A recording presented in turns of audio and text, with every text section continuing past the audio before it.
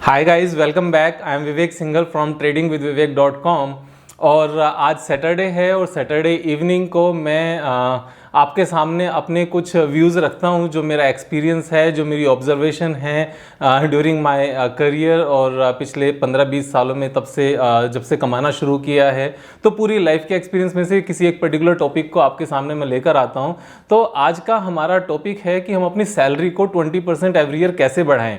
तो एक तो ये पॉइंट है कि मैं इस टॉपिक को क्यों चूज़ कर रहा हूँ, कि मैं सैलरी पर क्यों आ गया विवेक। ये तो स्टॉक मार्केट से रिलेटेड नहीं है, लेकिन इसका स्टॉक मार्केट से सीधा सीधा लिंक है। और वो लिंक इसलिए क्योंकि मैंने पहले एक वीडियो बनाई थी कि एवरी मंथ 20,000 रुपीज़ मार्केट में इन्वेस्ट करके अगर हम उस इन्वेस्टमेंट को 20% एवरी ईयर इंक्रीज करते हैं, तो यहाँ पर दो पॉइंट थे कि एक तो हम रिटर्न 20% कमाएं एवरी ईयर, और हम अपनी जो मंथली इन्वेस्टमेंट है 20,000 उसको इंक्रीज भी करते चलें। तो पहले साल हमने 20,000 रुपये महीना लगाए और अगले साल हमने 24,000 रुपये महीना लगाए, इस तरीके से। और 20% का अगर हमारा रिटर्न उसके ऊपर रहता है, मार्केट से कमा पाते हैं, तो अगले 20 साल में हमारे पास 20 करोड़ रुपये एक्यूमुलेट हो जाते हैं। तो अगर कोई 25 साल का लड़का अगर अपना करियर स्टार्ट करता है और वो 20,000 रुपये महीना सेव करना शुरू करता है और 20,000 रुपये महीना को वो 20% से इंक्रीज करता चलता है और 20% कमाता हुआ चलता है, तो 20 साल में यानी कि 45 की एज में उसके पास 20 करोड़ रुपये इकट्ठे हो जाते हैं। और ये एक बहुत अच्छी हैंडसम अमाउंट होती है। तो अब तो ये बात आ जाती है कि यार 25 साल के लड़के, तो अब हम तो 25 साल के नहीं हैं, तो क्या हो गया यार, अभी 35 साल के हैं तो अगले 20 साल में हो जाएगा। और अगर 35 साल के नहीं हैं तो 45 साल के, तो अगले 20 साल में हो जाएगा, रिटायरमेंट के लिए हो जाएगा। और अगर 55 साल के भी हैं तो 6-7 साल में जो बनेगा बनेगा यार। अब जो पिछला पास्ट है ना, उस पास्ट को लेकर आगे की ग्रोथ को रोकना वो कोई समझदारी नहीं है।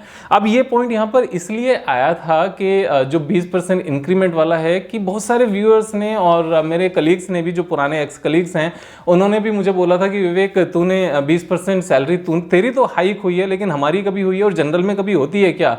तो ये एक वो टॉपिक है जहां पर ये क्वेश्चन हमेशा आता है कि यार 20% बढ़ाने के लिए बोल तो दिया आपने इन्वेस्टमेंट को एवरी ईयर, लेकिन 20% सैलरी हाइक होगी तभी तो उसको 20% से इंक्रीज कर पाएंगे, अदरवाइज कैसे बात बनेगी। तो यहाँ पर मैं इस पर्टिकुलर सीरीज की जो सैटरडे इवनिंग विद सीरीज है और ये थर्ड वीडियो है उसकी, तो मैं इसलिए यही टॉपिक डिस्कस कर रहा हूँ कि सैलरी को 20% बढ़ाएं कैसे, वो कौन कौन सी प्रॉब्लम्स हैं और वो कौन से रीजंस हैं जिनकी वजह से सैलरी हमारी 20% इंक्रीज नहीं होती है एवरी ईयर, और उनका सॉल्यूशन क्या है। तो देखो, सबसे पहले तो हम प्रॉब्लम पे बात करेंगे, फिर उसके सॉल्यूशन पे बात करेंगे। लेकिन आगे बढ़ने से पहले अगर सब्सक्राइब नहीं किया चैनल को, सो आई वुड से कि चैनल को सब्सक्राइब कर लें। मैं इस तरह की वीडियोस जो लाइफ के मेरे एक्सपीरियंस है, खासतौर से मार्केट से रिलेटेड और पैसे से रिलेटेड, मैं आपके सामने लेकर आता रहूँगा। तो देखो, सबसे पहले इसके रीजंस की बात करते हैं। रीज़न सबसे बड़ा ये है, मैं इसको एक एग्जाम्पल के रूप में लेकर आऊँगा कि हम अगर मान लो किसी एग्ज़ाम की प्रिपरेशन कर रहे हैं ना, और हमने किसी एग्ज़ाम में जितना मर्जी अच्छा लर्न किया और जितना मर्जी अच्छा प्रैक्टिस किया है, लेकिन अगर एग्ज़ाम में लिखकर नहीं आए तो सर कुछ नहीं होने वाला, कोई मार्क्स अच्छे नहीं आने वाले। मार्क्स अच्छे उसके आते हैं जिसको काम आता भी है, जिसको वो सब्जेक्ट की नॉलेज भी है, और वो जो अच्छे से एग्जाम में लिखकर भी आता है। तो अगर हमने पूरे साल तो प्रिपरेशन की, लेकिन एग्जाम के टाइम पर हम उसको अच्छे से प्रेजेंट नहीं कर पाए, तो सर कुछ नहीं होने वाला। तो अब इसका कोरिलेशन क्या है? कोरिलेशन ये है कि हमने पूरे साल ऑफिस में काम तो किया, मेहनत तो की, लेकिन सर प्रेजेंट नहीं कर पाए उस चीज़ को सीनियर के सामने। अब जब सीनियर के सामने प्रेजेंट नहीं कर पाए ना, तो सर बात नहीं बनेगी। अब यहाँ पर एक तो ये पॉइंट आ गया कि ईयर एंड पर जब सीनियर के सामने प्रेजेंट नहीं कर पाए तो बात नहीं बनती। तो अगर मान लो हमने सीनियर के सामने प्रेजेंट कर भी लिया, लेकिन पूरे साल हमने प्रेजेंट नहीं किया, तो सर एक्चुअल में होता क्या है कि सीनियर को भी आगे से ना परमिशन लेनी पड़ती है, और सीनियर भी आगे जो हमारा स्किप मैनेजर होता है, एक तो सीनियर तो मैनेजर हो गया, अब जो स्किप मैनेजर होता है ना, उसके सामने वो भी हमारी एक इमेज बनाकर चलता है जो पूरे साल बनती है। वो लास्ट के 10 मिनट में या 15 मिनट में जब अप्रेजल का टाइम होता है ना, वो तब नहीं बनती, वो पूरे साल बनती रहती है। पूरे साल बनाने का क्या तरीका है? जैसे एग्जाम से पहले हर महीने टेस्ट होते हैं ना कॉलेज में या स्कूल में, तो टेस्ट में अगर हम अच्छा परफॉर्म करते रहते हैं, अच्छा लिखते रहते हैं, एवरी टाइम टेस्ट में हमारे अच्छे मार्क्स आते हैं, तो टीचर के सामने ना हमारी एक अच्छी इमेज बनी होती है, और वो अच्छी इमेज कैसे बनी हो, वो उसका रिजल्ट क्या निकलता है, टीचर को पहले ही पता होता है कि क्लास में इस साल जो नंबर 1 आने वाला है ना, वो यही बंदा आने वाला है, यही बच्चा आने वाला है, और यही बच्ची आने वाली है।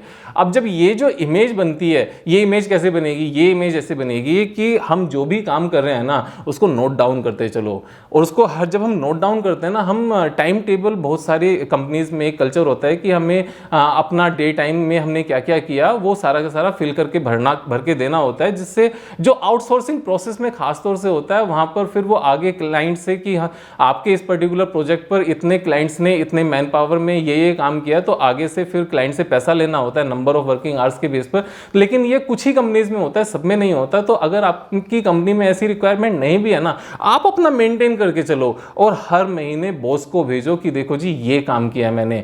बॉस कहता है कि मैंने कभी मांगा क्या, कि सर आपने नहीं मांगा, लेकिन मैंने अपने रिकॉर्ड के लिए रखा है जिससे मैं अपना टाइम वेस्ट ना करूं।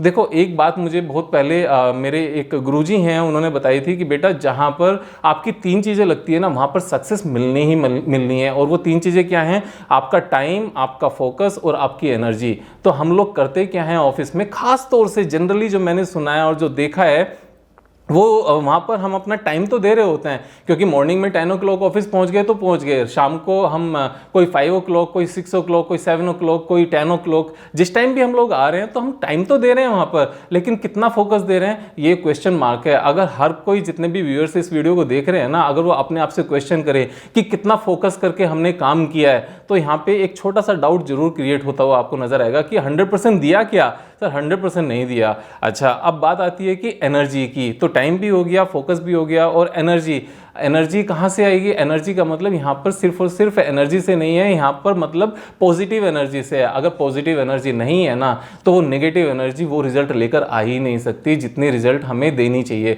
देखो यहाँ पर 1-2 चीज़ें और हैं कि ये वो ऑर्गेनाइजेशन होती है जहाँ पर हमें सैलरी इंक्रीमेंट चाहिए होता है, पहले डिलीवर करना होता है और बाद में हमें उसका फल मिलता है। ये माता रानी का दरबार नहीं है कि हमने यहीं बैठे बैठे बोल दिया कि अगर बच्चे के मार्क्स अच्छे आ गए ना तो मैं प्रसाद चढ़ाने आऊँगा।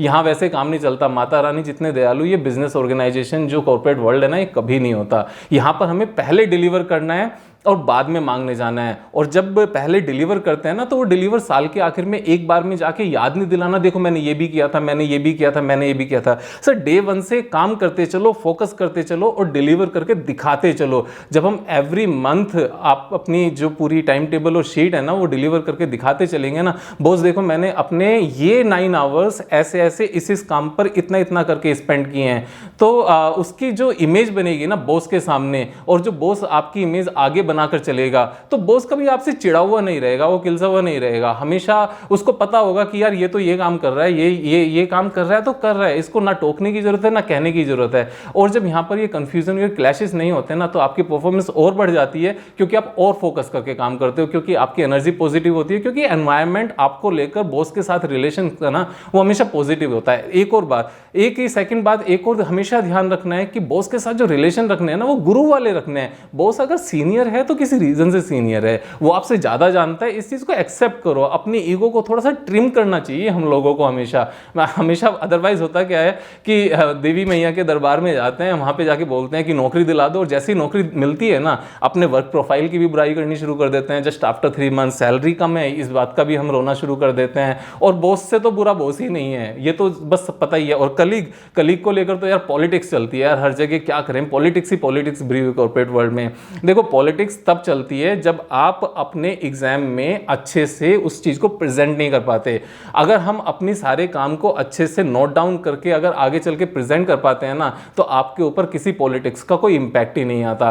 अपने बॉस को अपने ऊपर इतना डिपेंडेंट बना दो कि आपसे अलग उसको उस काम में कोई नजर ही ना आए। और जब ये चीज होती है ना, और अगर उसके बाद भी साल के आखिर में अगर 15% आपका इंक्रीमेंट होता है ना, 20% नहीं होता, आप उसको पोलाइटली बॉस के सामने मना कर दो, बोल दो कि सर आप इसको रहने दो, अगली बार जब कंपनी के प्रॉफिट्स अच्छे होंगे ना, तब आप एक साथ ही दे देना, मुझे ये नहीं चाहिए, या तो 20% इसको रिवाइज करके दे दो या इसको वापस ले लो, कि सर पूरे साल कितना काम किया है ना वो आपके सामने है। मैं ये नहीं कह रहा हूं कि मैं छोड़ के जा रहा हूं, अपनी लॉयल्टी पे कभी क्वेश्चन मार्क मत लगने देना कि अभी छोड़ के चला जाएगा, क्योंकि जैसे ही ये हिंट आया ना कि ये छोड़कर चला जाएगा, ये सब कुछ गड़बड़ हो जाने वाली है वहां पर। तो ये कभी मत होने देना, लॉयल्टी बना के रखो, एक कंपनी में लंबा टाइम दो और अपने काम को ना सीधे सीधे प्रेजेंट करके रखो, हमेशा सामने वाले को पता होना चाहिए। देखो एक चीज़ मैं बताऊं आपको, अगर किसी भी रीज़न से अगर हम किसी कोहली का अगर एग्जांपल ले लेते हैं, तो कोहली क्या करता है, पहले डिलीवर करता है, उसके बाद में उसको स्पॉन्सरशिप मिलती है कि हाँ कि अभी हम अपने ब्रांड का इसको ब्रांड एम्बेसडर बना लेते हैं वगैरह वगैरह। अगर जब युवराज ने पहले 6 छक्के मारे थे ना, उसके बाद उसको उसके बेस पे स्पॉन्सरशिप मिलती है। तो यहाँ भी बिजनेस वर्ल्ड में भी ऐसे ही होता है, पहले डिलीवर करो, वैल्यू डिलीवर करेंगे ना तो उसका कंसिडरेशन हमें मिलना ही मिलना है, और अगर नहीं मिलेगा ना तो थोड़ा सा रुक के मिलेगा, उसके बाद मिलेगा। मैं एक चीज और बता दूं आपको, अगर 20% अगर हम अपनी सैलरी को इंक्रीज करा पाते हैं ना, तो 10 ईयर्स में हमारी सैलरी 6.2 टाइम्स हो जाती है। तो जिस बंदे का पैकेज आज की डेट में 10 लाख रुपए साल का है ना, ये 62.5 लाख रुपए तक, 62.5 लाख रुपए तक पहुंच जाता है, अगर हम टारगेट करके चले कि हमने 20% का सैलरी हाइक लेना ही लेना है। इसमें एक काम जो बहुत ज्यादा इंपॉर्टेंट है और जो कोई नहीं करता, वो ये है कि ऑफिस आवर्स के बाद में अपने स्किल्स को शार्पन करने के लिए आप कितना टाइम देते हो, कम से कम 1 आवर तो कम से कम देना है। और अगर 20% से 30% सैलरी हाइक चाहिए ना, तो 2 आवर्स एवरी डे देना शुरू कर दो। वो सारे काम सीख लो जो सीनियर को आते हैं और स्किप मैनेजर को आते हैं, सीनियर के भी सीनियर को आते हैं। अगर इस काम पे काम करना शुरू कर दिया ना, तो आपको कंपनी का मींस डिपार्टमेंट हेड बनने से कोई नहीं रोक सकता। और एक बार आप डिपार्टमेंट हेड बन गए तो पूरी कंपनी का यूनिट हेड और कंट्री हेड और एशिया पैसिफिक हेड और बाकी सब हेड बनने से कोई नहीं रोक सकता। आपको सिर्फ और सिर्फ प्लान करना है। सब बिना प्लान किए इस दुनिया में सब कुछ होच पोच रहता है, और बिना प्लान किए कभी कुछ नहीं मिलता। अगर हम क्रिकेट की भी बात करें ना, तो बिना प्लान किए कभी कुछ नहीं होने वाला। मैं इसमें एक छोटा सा एग्जांपल देना चाहूंगा। एक वुड कटर था, जो लकड़हारा हम लोग जिसको कहते हैं, तो उसके पास कोई काम नहीं था, बिल्कुल भी काम नहीं था। तो वो एक जहां पर जंगल काटने का जो काम होता है, एक बनिए के पास गया, लाला के पास, जिसके पास काम था। तो उसने बोला कि ठीक है बेटा, आप डेली पेड़ काटना शुरू करो, दिन के 3 पेड़ काटो, आप काट सकते हो, तकड़े हो, लंबे चौड़े हो और आपकी फिजिक अच्छी है, यंग हो। तो उसने शुरू किया, तो पहले दिन उसने 4 पेड़ काट दिए, अगले दिन उसने 3 पेड़ काटे, फिर अगले दिन उसने 2.5 ही काटा, फिर 2 काटा, और फिर 2 से ज्यादा वो काट ही नहीं पा रहा और हताश होकर बैठा हुआ है। तो एक दिन वो फिर मालिक उसके पास आया कि बच्चे क्या हुआ, पहले दिन 4 पेड़ काटे थे, उसके बाद आपने 3 काटे, उसके बाद 2.5 पेड़ काटा, उसके बाद 2 पेड़ काटे, चक्कर क्या है, कम क्यों होते जा रहे हैं? तो बढ़ने चाहिए, आपको तो नॉलेज आती जा रही है।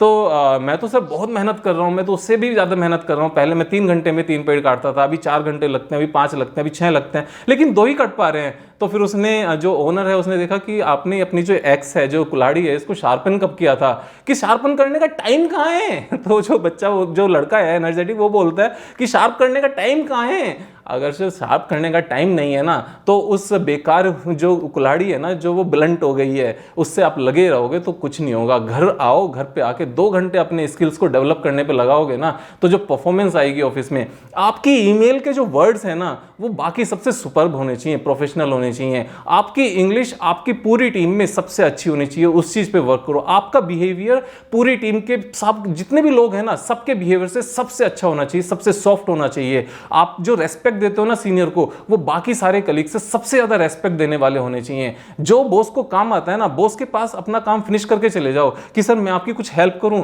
बॉस जनरली मना नहीं करेगा, आपको थोड़ा सा काम देगा, आपको उसका काम सीखना आ जाएगा। और जब ये सब चीजें चलेंगी ना यार, इस चीज पे वर्क करो। और जब आपका 10 लाख का पैकेज 62.5 लाख का पहुंचता है ना, और वो 62.5 लाख का पैकेज अगले 10 साल में जब मीन्स 3.6 करोड़ के आसपास बैठता है, जब उतना पहुंचता है, तो आपको सीईओ, कंट्री हेड वगैरह बनने से कोई नहीं रोक सकता। सिर्फ दिक्कत क्या होती है, एक क्रिब करना, फोकस नहीं लाना, एनर्जी नेगेटिव लगाना। टाइम हम दे रहे हैं, लेकिन सब मजा नहीं है। जिनकी शादी नहीं हुई, वो मम्मी पापा से आके कहते हैं बहुत काम है, बहुत काम है, बहुत काम है। हम तो आके थक जाते हैं। हाँ, मम्मी पापा भी ये सोचते हैं कि पूरे दिन बच्चा काम करके आया, आके थक गया, सो गया, थोड़ी देर मोबाइल देख लिया तो क्या हो गया।